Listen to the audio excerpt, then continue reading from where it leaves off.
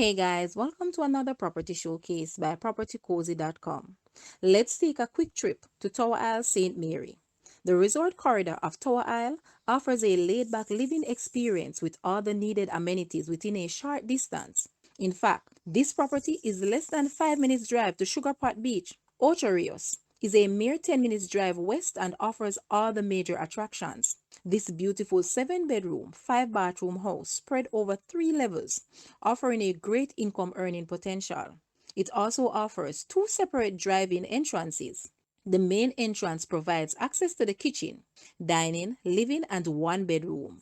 On this level, there is also the laundry and powder room. One flight of stairs up takes you to 3 bedrooms, which includes a primary and 2 bathrooms. There is also a living room, which leads to the balcony, offering a great sea view. The lower floor, which has its own driveway, is totally self-contained with 3 bedrooms, bathrooms, a kitchen, and veranda. The land area of this house is approximately 13,067 square feet. Guys, let's take a quick look at this house. And please watch the entire video for more details at the end.